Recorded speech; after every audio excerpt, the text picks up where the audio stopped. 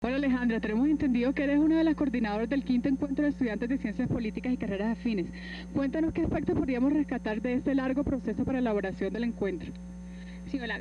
Primero quisiera rescatar el esfuerzo que hemos tenido cada uno de los organizadores del encuentro, tanto de la Universidad Nacional como de la Universidad Militar, ya que este ha sido un trabajo en conjunto muy duro. Tú sabes que tanto de estas dos universidades, Nacional y Militar, podrían ser contradictorias ideológicamente, pero hasta el momento hemos funcionado perfectamente, nos hemos reunido, hemos sacado nuestro tiempo y la lucha ha sido constante.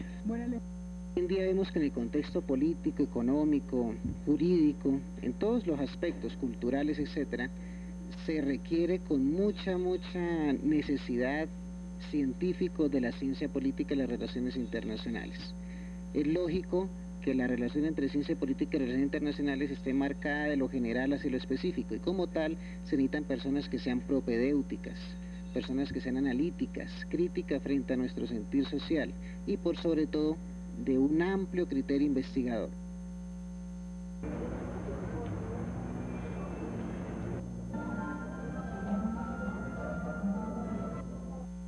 Este encuentro nacional de estudiantes de ciencia, política y carreras afines se me hace muy oportuno desarrollarlo en este momento. Uno de los objetivos que se plantearon ustedes o se han venido planteando y que está registrado en el folleto que recibieron, habla de la cultura política. Yo quería casi desglosar para dar comienzo al debate y a las charlas que se pueden tener durante este encuentro, casi desglosar los dos términos. Si quisiéramos nosotros hablar de política, tenemos que entenderla en su amplitud. Realmente es una ciencia, y una ciencia que toca las otras ciencias. La política tiene que ver con asuntos del Estado, como ustedes muy bien lo saben, y lo saben más que yo porque están estudiando esa ciencia. Agradecimiento pues, a Nueva Granada, a visitar las universidades que existen, porque es realmente muy distintivo en todo el mundo. Nosotros tenemos aquí una exclusividad muy curiosa, que es que nuestros partidos políticos, esos dos concretamente, que son los llamados partidos históricos, son los partidos más antiguos del mundo. Eso es muy importante que se tenga en cuenta para todo tipo de estudio de ciencia política. Que nosotros somos muy dados a leer libros extranjeros, a leer conferencistas de afuera, y no caer en la cuenta que nosotros tenemos una situación totalmente particular y original. Y uno se fundó 20 o 30 años después de que se fundara el Partido Conservador aquí. Se considera que uno de los impulsores del Partido Republicano fue Lincoln, precisamente, en el año 60, poquito antes del año 60, 800. El Partido Conservador aquí se había fundado en 1848. De manera pues que con esa particularidad debemos inaugurar todo tipo de conversación que haga la provincia de los partidos. Tenemos los partidos más antiguos y yo invito a los estudiantes de ciencia política que cuando hablen de los partidos, de su origen, de su desarrollo, de su contenido, de su definición o de su crisis, como es el caso de este simposio, pues se tenga en cuenta que los partidos colombianos no son comparables con los partidos europeos y no comparables con los partidos latinoamericanos. Pueden ser un poco comparables con los partidos americanos, que también fueron unos partidos surgidos espontáneamente y que no estuvieron previamente. En Colombia, la diferencia del Partido Liberal y Conservador, como ustedes recuerdan en sus historias, el siglo XIX, cuando se fundaron, era una diferencia básicamente centrada en el tema religioso. El Partido Conservador era confesional, el Partido Liberal era anticlerical y ateo.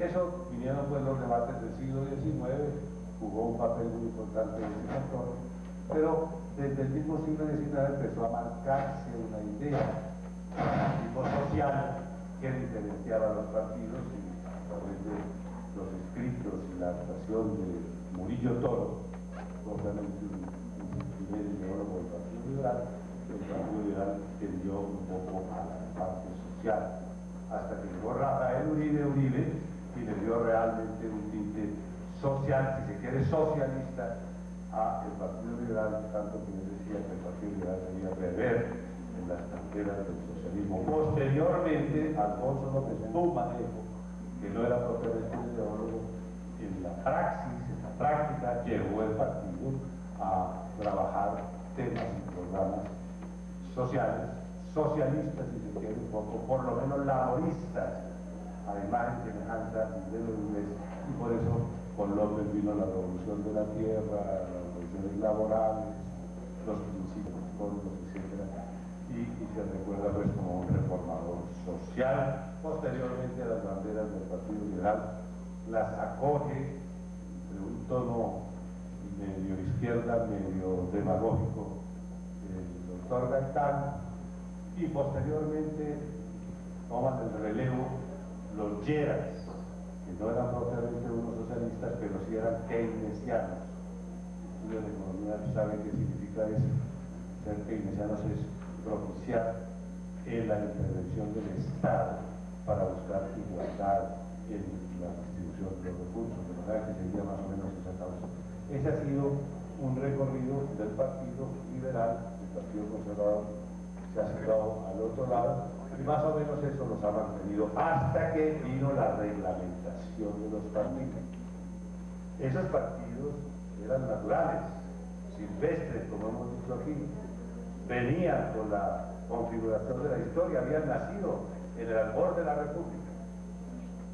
Pero vino después la reglamentación, la ley de los partidos, y empezó a proponerse un problema jurídico.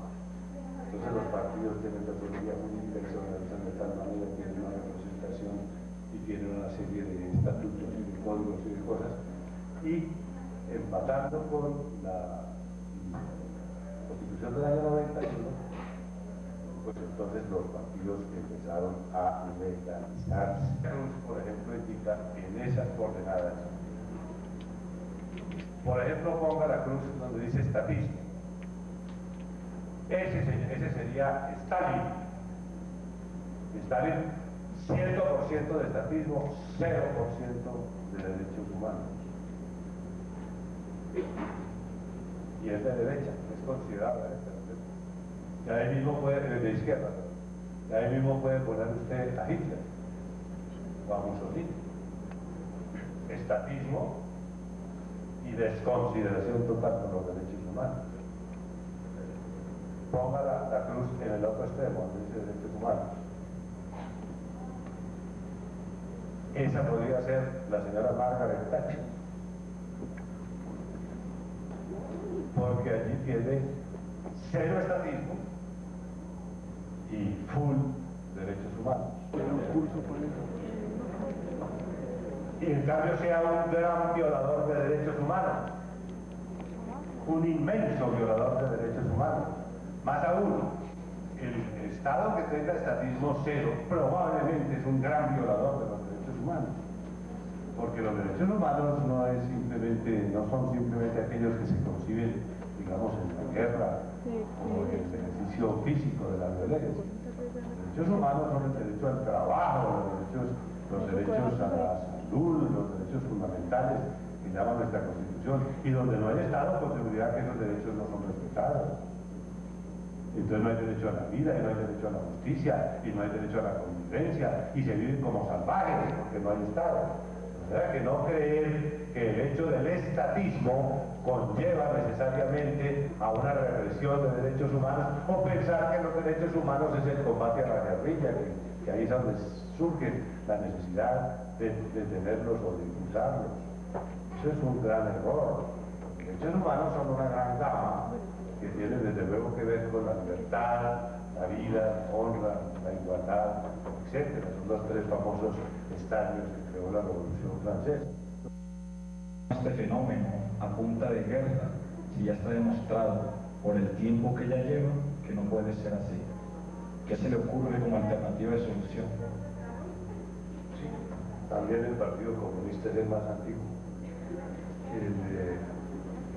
No tiene que ver una cosa con la otra. Cuando se hace referencia a que el partidismo es histórico, es más antiguo, tiene casi 2 siglos, se hace referencia a que los partidos aquí tienen una formación diferente a la de los otros países, no se forman a través de organizaciones legales, sino que son más bien expresiones colectivas, expresiones sociológicas, si se quiere decir.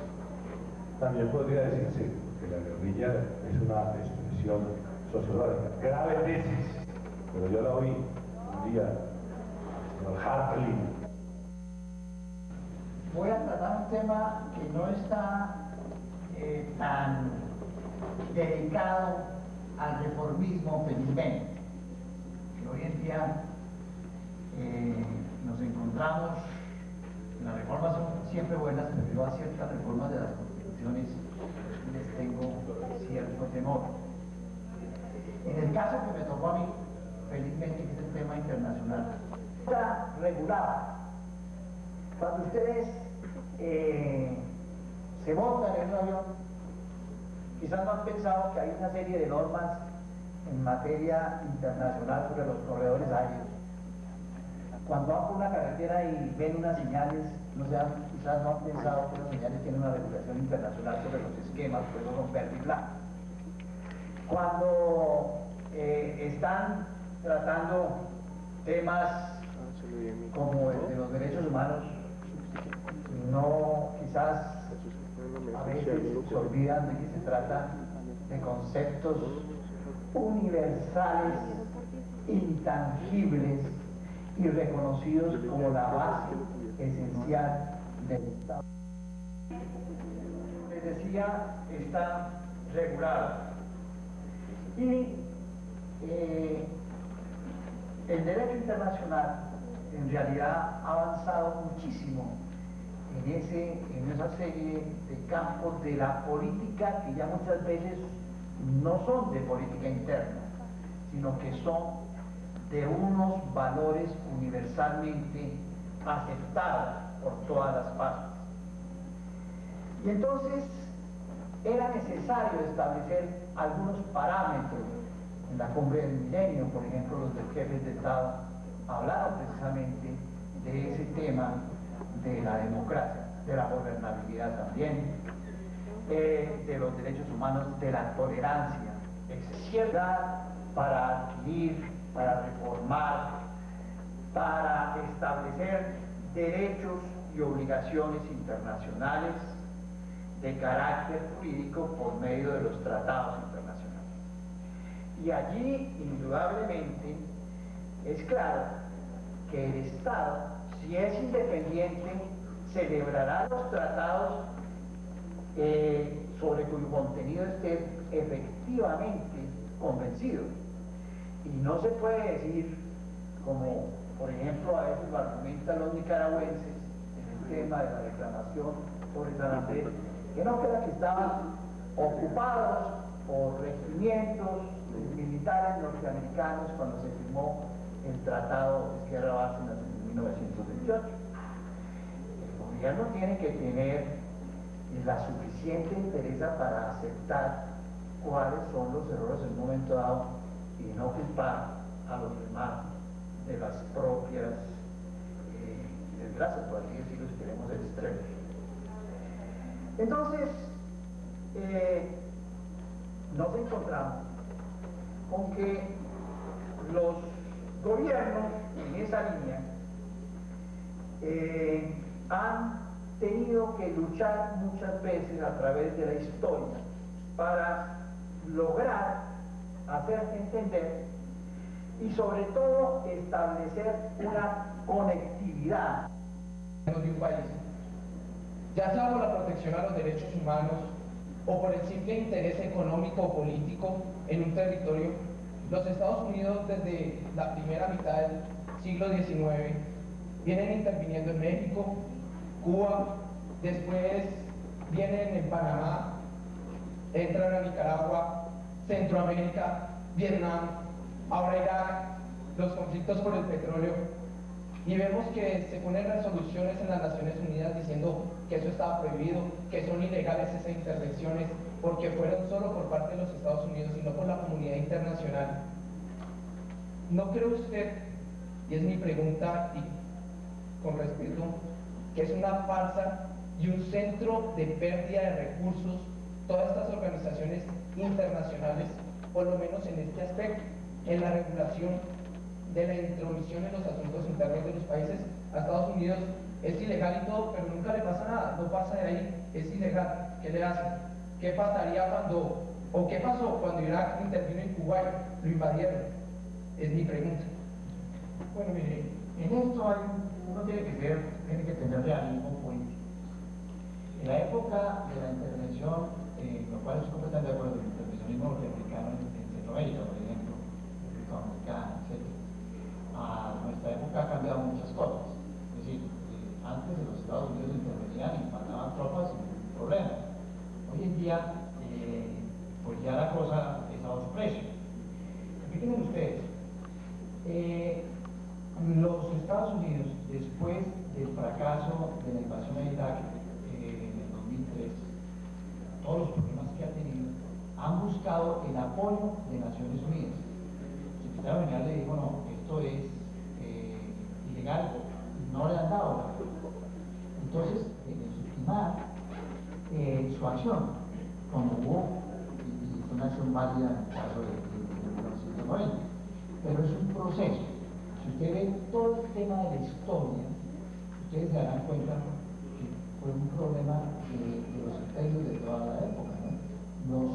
Los romanos, como les decía yo a mis alumnos, mandaban al Consejo de los Oficiales allá al país que iban a invadir y le decían, ustedes tienen que someterse a esto, en 33 días tenían que aceptar la paz. Si no las aceptaban, pues por lo que pues simplemente los invadían y eran parte del imperio, los anexaban. Entonces es un proceso histórico muy lento, es un proceso que también deja experiencias. La experiencia en América Latina es que en realidad ya por lo menos ha habido voces, ya hay regulaciones, y en los últimos años, después de la intervención en Panamá, pues no ha habido más. Hay otro tipo de intervenciones, que son las económicas, y no solamente, eso no es monopolio de los Estados Unidos, de todos los países grandes.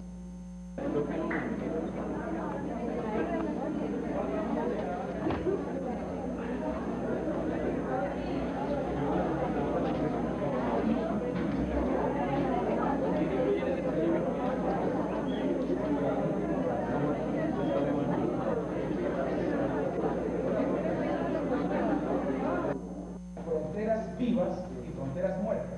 Colombia, por ejemplo, tiene dos fronteras que son vivas, Venezuela y Ecuador, dos fronteras importantísimas para Colombia, que se expresa también parte del conflicto colombiano, y también hay unas fronteras muertas como es esta y como es esta frontera venezolana. Narro rápidamente la situación Venezuela-Guyana porque no ha sido resuelta.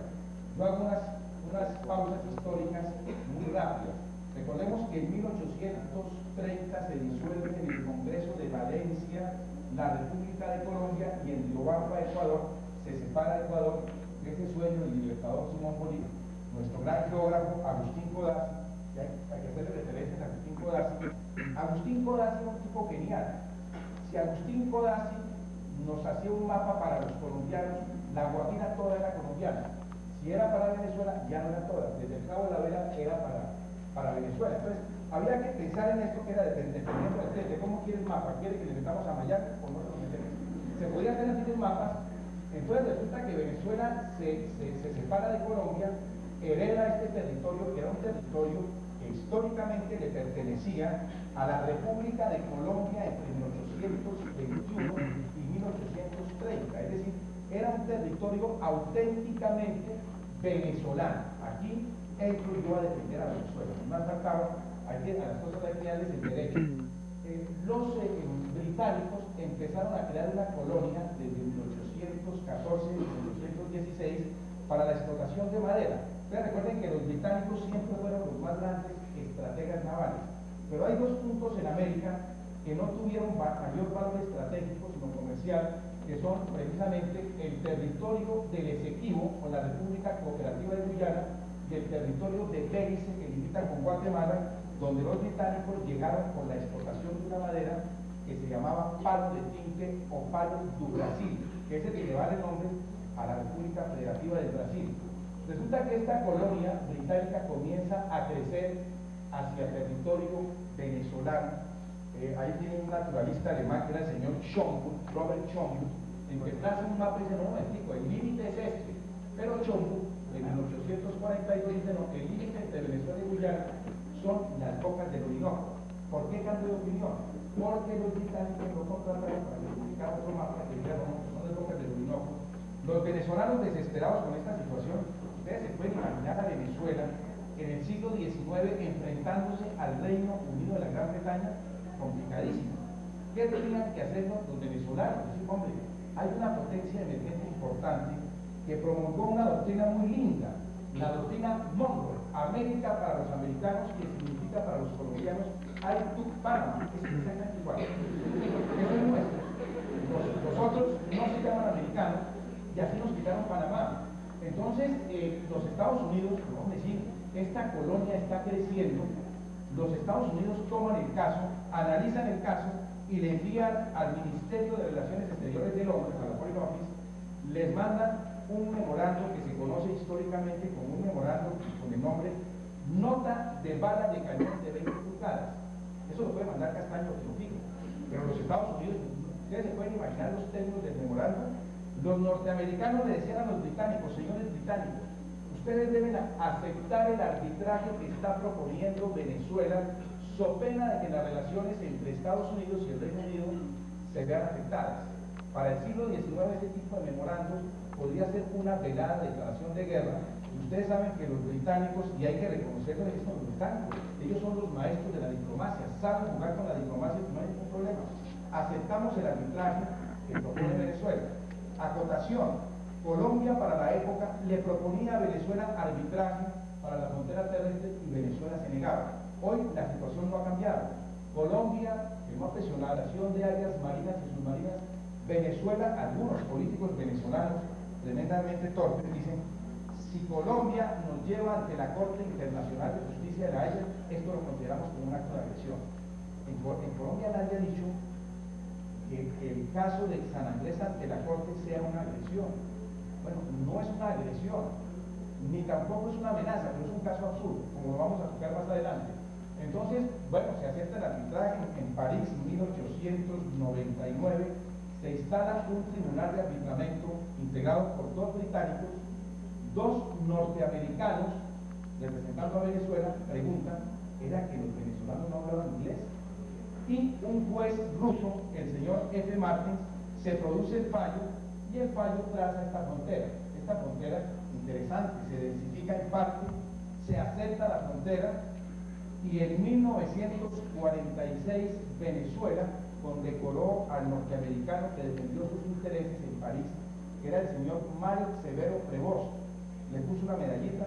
Severo Prevost tenía como 97 años, obviamente ya estaba para morirse, muere al año siguiente en Nueva York, deja un memorando póstumo y ese memorando dice que el Reino Unido, es decir, el juez Martins y los 2 británicos habían hecho una componenda para quitarle el territorio a los venezolanos. Venezuela toma esto como una prueba fehaciente y declara nulo el fallo de París, es decir, declarar nulo un fallo arbitral es una cosa muy grave.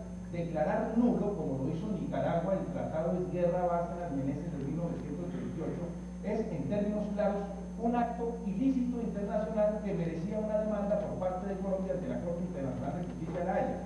Es decir, era mejor que nosotros demandásemos que a nosotros nos llegasen a demandar. Yo traigo este tipo de referencias porque son importantes. Entonces, ¿qué podría decir el Reino Unido de la Gran Bretaña? Lo que uno tiene que alegar, esto es excepción de cosa juzgada, es decir, esto no se puede volver a juzgar. Sin embargo, en 1976, el Reino Unido le concede la independencia a Guyana, está el líder guyanés que era el señor Forbes Burhan.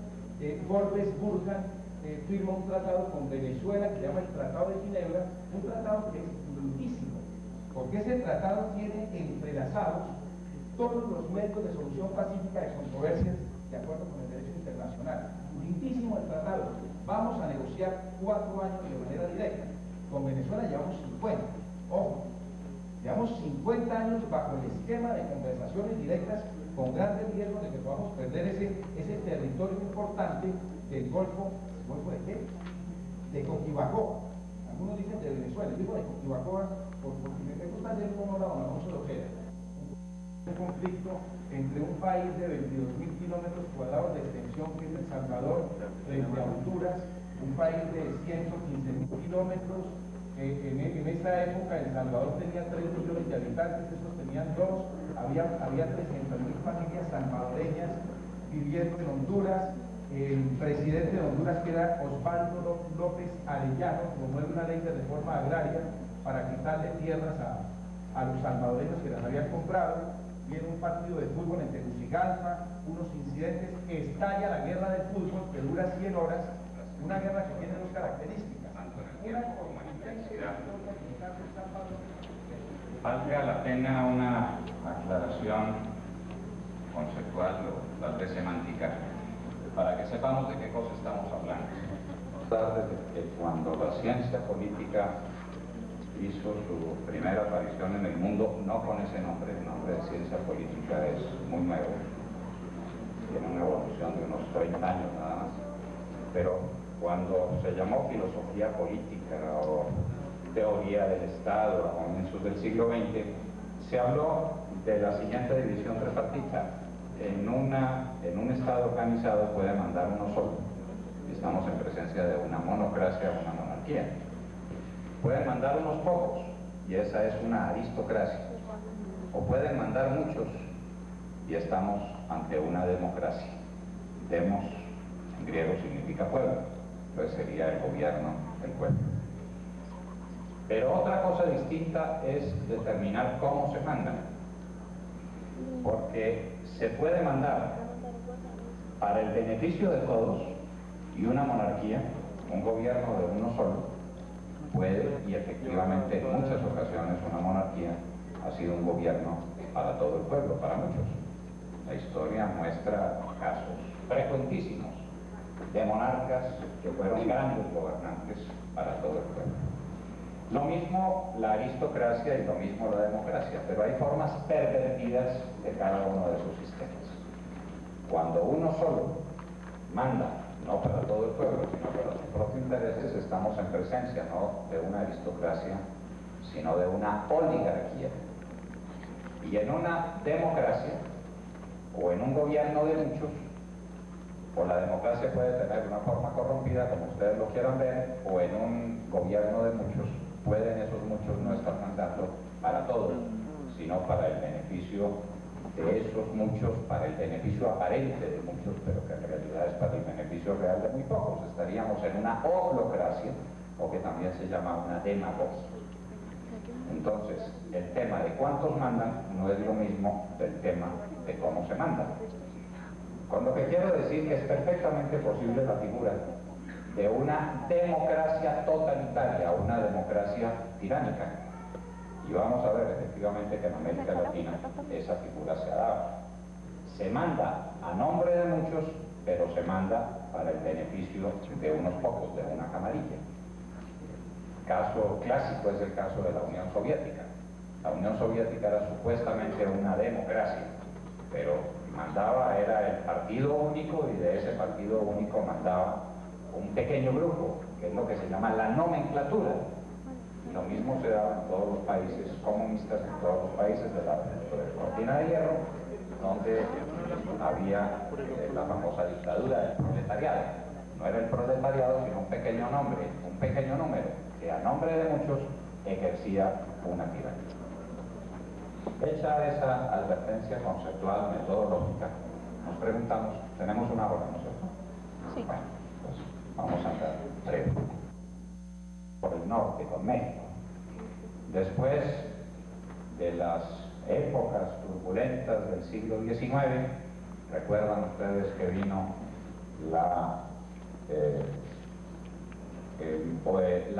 monarquía de un príncipe austríaco que instalaron en México, y posteriormente el régimen de don Porfirio Díaz, que dio lugar a lo que se llamó el porfiriato.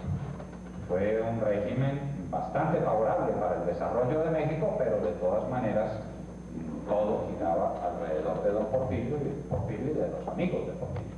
México se desarrolló, creció, es un gobierno, sería largo decir que fue el porfiriato, pero de todas maneras no era un gobierno democrático. Es Estalla la Guerra Civil de 1910 y ahí se van todas las energías de México durante mucho tiempo.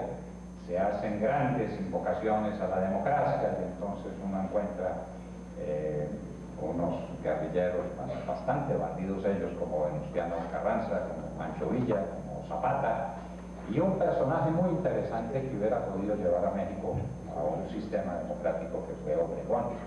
Pero Obregón, poco tiempo después de la Revolución, muere asesinado, como murieron asesinados varios de los caudillos de la Revolución Mexicana.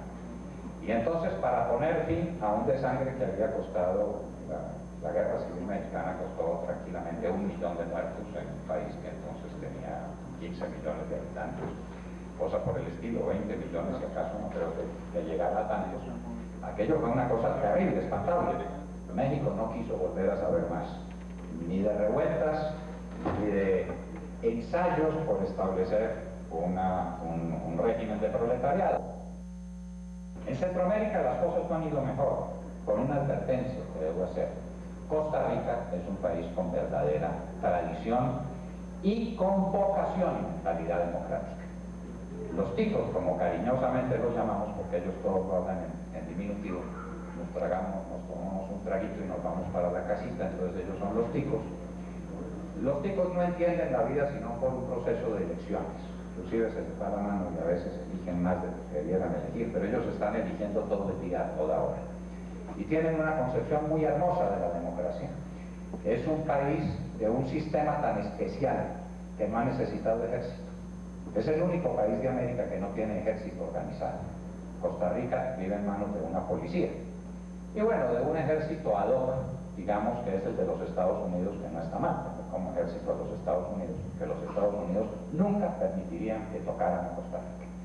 En los momentos más difíciles del enfrentamiento entre Costa Rica y Nicaragua, Nicaragua sabía que si su ejército ponía un pie en Costa Rica se iba a encontrar con los marines americanos y eso no es una buena idea.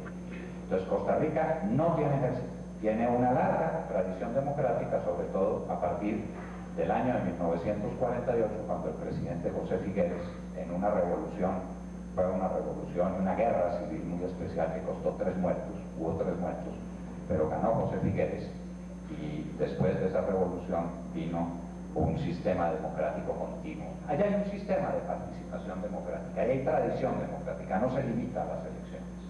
Hoy, por ejemplo, si le pasan ustedes revista lo que está ocurriendo en Centroamérica, ven un enorme movimiento estudiantil que se tomó las calles, protestando contra la corrupción y exigiendo la presencia de quien hasta ayer o antier todavía formalmente lo es, presidente, secretario general de la OEA, para que vaya a responder ante los jueces. Honduras no fue cosa muy distinta. Nicaragua fue campo para una dictadura permanente. En Panamá se sustituían las dictaduras a los golpes de Estado con una gran frecuencia. Los presidentes los mataban con alguna regularidad. Uno de ellos fue el famoso crimen del hipódromo de Panamá, hasta que llegó Torrijos, y Torrijos tuvo un gobierno esencialmente demagógico, pero desde luego dictatorial. En Sudamérica, ¿qué ha pasado? ¿Cuál es la visión de la democracia sudamericana? Empecemos por el cono sur. Uruguay fue un país modelo en América Latina. Se llamaba inclusive la Suiza latinoamericana. Era un país de una democracia perfecta. Los gobernantes, no había un gobernante sino 5, era una especie de consejo de gobierno que manejaba las cosas dentro de una gran apertura. Pero ese sistema tan democrático le dio por hacer demagogia, y cómo se soportaba y cómo se mantenía de una manera muy simple, que era repartiéndose el país entre todos. Entonces se pusieron de acuerdo y se jubilaron todos. Las ventajas sociales que repartió el Uruguay eran unas ventajas gigantescas. Argentina ha sido un país de caudillos. Hay que recordar, por ejemplo, la época de Rosas, la guerra de Rosas, de una dictadura muy férrea, muy prolongada, de la lucha entre el federalismo y el centralismo. En Argentina ha sido una lucha feroz.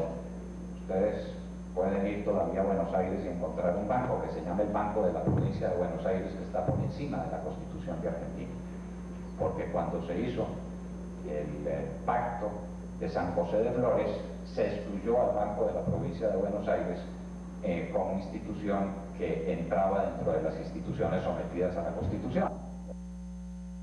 No puede decir que siempre ha tenido regímenes también dictatoriales. El del doctor Francia, que fue 30 años dictador del Paraguay, hasta que finalmente llega Stroessner. Stroessner pudo poner en acuerdo todas las fuerzas dictatoriales y todas las apetencias de los militares de su tiempo. A Paraguay lo destrozaban las luchas entre los militares. Entonces le repartió, a cada militar le dio un coto de casa. Usted le dijo, usted es el dueño del contrabando de vehículos, usted es el dueño del contrabando de licores, e hizo una paz donde él era el dictador. Y Stroessner fue por decenios dictador de Paraguay.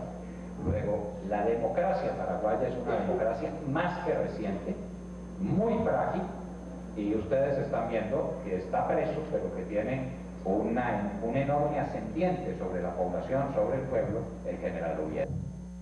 Alrededor de aquellos que están en el country club a jugar golf con ellos. Hay procesos de exclusión, procesos de marginación que tienen que ver con las condiciones socioeconómicas y que el antisemitismo no se pregunta ni trata de resolver. Finalmente, para terminar y no hacerlo más largo, existe un caso de un país rico que tiene un presidente muy tonto, Estados Unidos. En ese sentido, ser un país desarrollado no quiere decir que esté uno exento de tener gobiernos eminentemente estúpidos, como el del presidente Bush. Finalmente, quiero decir una cosa, o sea, el proceso va más allá de lo económico. Reducirse al marxismo y reducirse a que tienen que dar dinero a las clases proletarias es algo muy corto. O sea, yo creo que eso va más allá, es un proceso de reconocimiento. Es un proceso de reconocimiento de todos como nacionales. Y me parece que el dinero juega un papel dentro de eso, pero que va mucho más allá. En ese sentido vale preguntarse por qué usted, doctor Londoño, asocia en principio a Uruguay con un alto nivel cultural y con poco mestizaje, con muchos europeos y con muy pocos negros. Muchas gracias.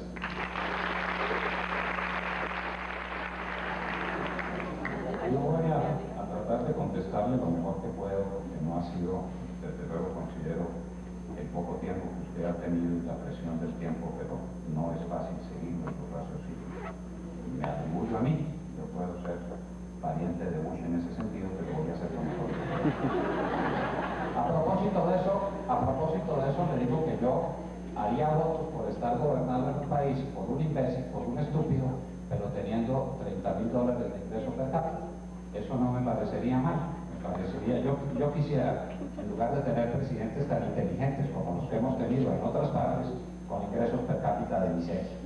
Entonces tener a un presidente como Hugo Chávez en Venezuela, pero sumido en la miseria, me parece muy mal negocio, si es que Hugo Chávez es muy inteligente. Prefiero pues el presidente estúpido dentro de un modelo económico muy productivo como es el de los Estados Unidos. Nos hemos pasado la vida diciendo que los Estados Unidos son muy idiotas. Inclusive se hacen canciones sobre eso, se dice que torpes son los Estados Unidos. No lo parecen tanto, ¿no? La primera potencia mundial en todo sentido a partir de un país que fue muy pobre en el siglo XIX fue formando una potencia económica, una potencia cultural singular. Acaban de repartir los premios Nobel y por casualidad todos caen en los Estados Unidos. Bien, de originarios de los Estados Unidos, de esos gringos tan torpes, o de gente que se ha ido buscando a los Estados Unidos un refugio contra las amenazas, un refugio contra todos los sistemas de opresión que ha habido en el mundo. Esa es la realidad americana. El tema de Argentina no lo entendí bien.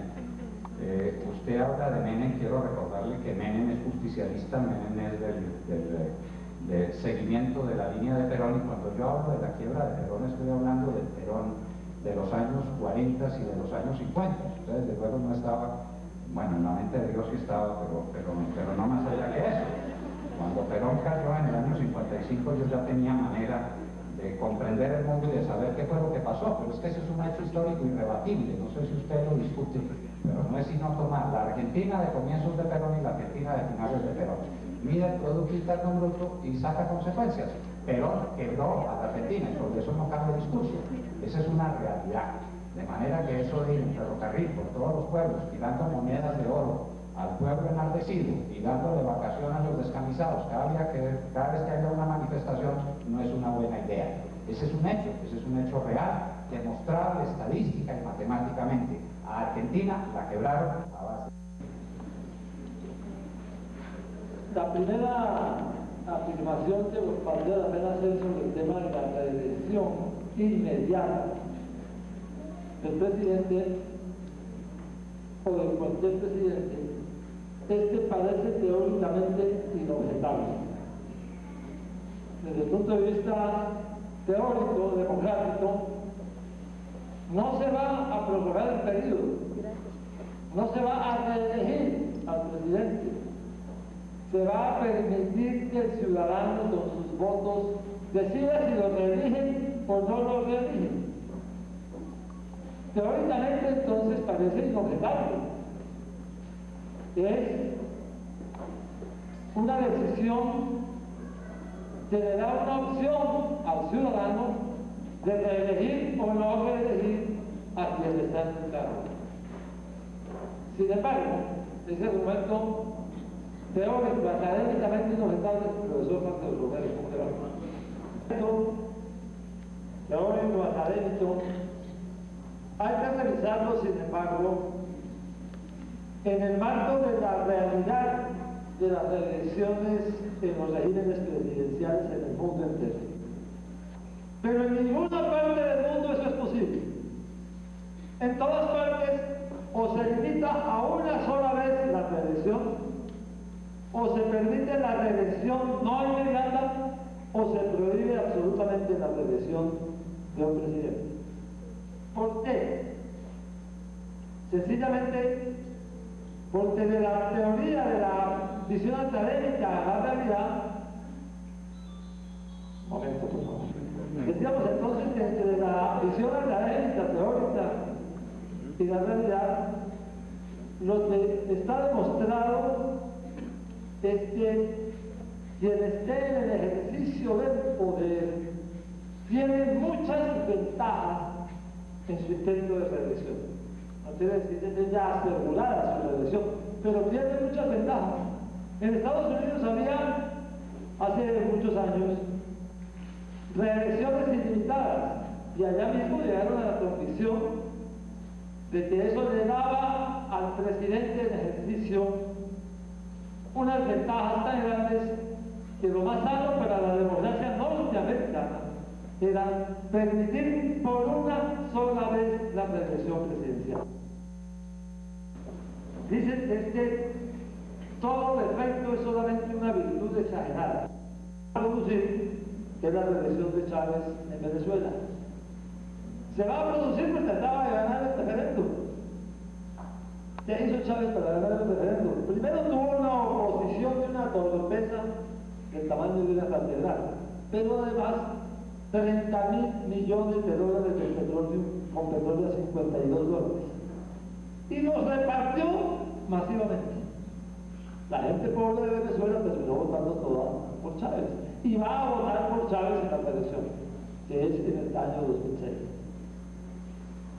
No quiero entrar a evaluar todavía qué va a pasar en el segundo periodo de Chávez. Pero digo que esos son los 4 países en América del Sur que han cambiado su constitución para la reelección inmediata. Yo diría que en Colombia estamos siguiendo un camino parecido. Que la experiencia internacional no es buena. Es buena la de Estados Unidos o la de Europa, pero la de nuestro entorno, la de países que son como los nuestros, no es buena ninguna. Ninguna. Y me atrevo a pensar que a Uribe, en caso de ser reelegido, le va a pasar ese mismo tipo de situación en que sus virtudes se vuelven defectos en la medida en que se exageran. Veo 2 temas en los cuales Uribe va a tener problemas en caso de ser reelegido en el 2006. El primero, su más importante éxito es la política de seguridad democrática. Ha logrado mejorar la seguridad de los que vivimos en las zonas más pobladas del país. Ha logrado que la guerra, que el conflicto se traslade a zonas menos pobladas. El conflicto no ha disminuido. Todos los indicadores del conflicto indican que está muy alto. Número de muertos, número de combates, número de enfrentamientos, número de casi todo. Pero no está en las zonas más pobladas del país, sino que está en zonas mucho menos pobladas, porque la iglesia está replegada, porque las Fuerzas Armadas replegaron la iglesia. La idea de que se replegó sola es una idea falsa.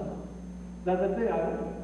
Y se replegó porque está a la defensiva, pero ese es el principal éxito capitalizado político. Pero ¿qué pasa? Esa política de seguridad democrática en el criterio tiene sus resultados en seguridad, pero le falta política y le falta democracia, para usar un juego de palabras. Le falta política porque está centrada solamente en el ejercicio de la fuerza, o fundamentalmente en el ejercicio de la fuerza.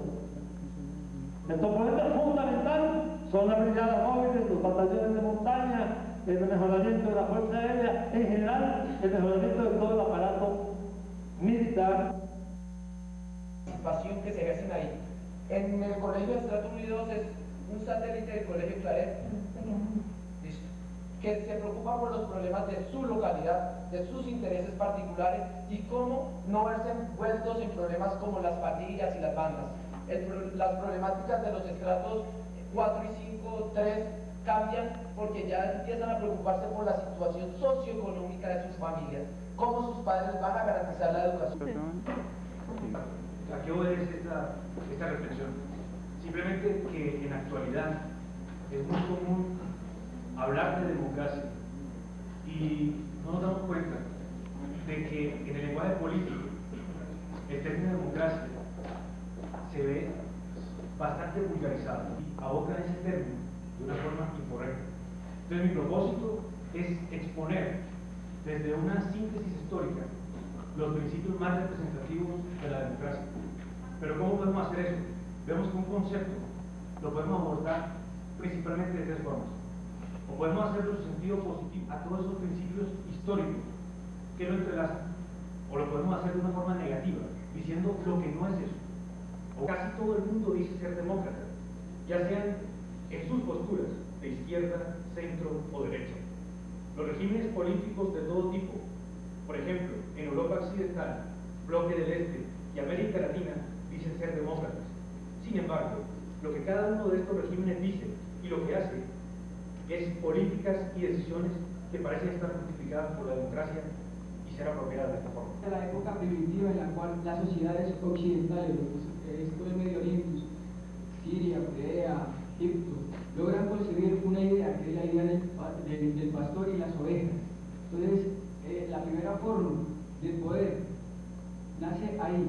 Entonces, es el pastor que tiene un cierto poder frente a un rebaño. Y lo interesante de esto es que el pastor no gobierna de acuerdo a leyes, de acuerdo a constituciones, sino una legitimidad contra pastoreo en algo como es Platón, pero consiste en el término democracia equiparado al poder.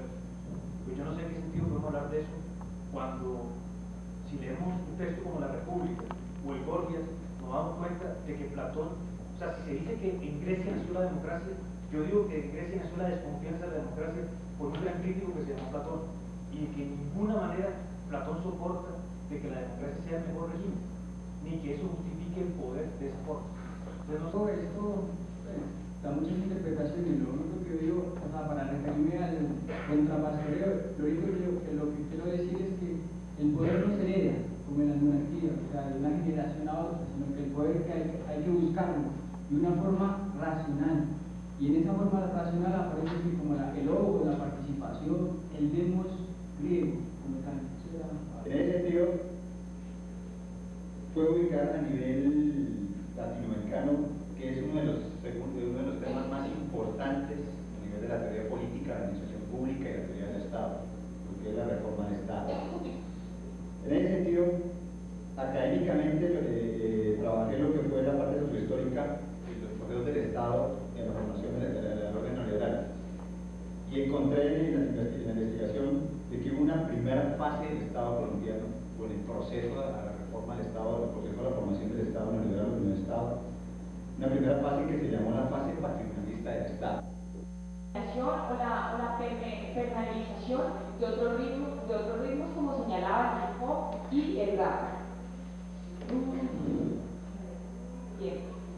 Un problema que se señala en Cali es quizás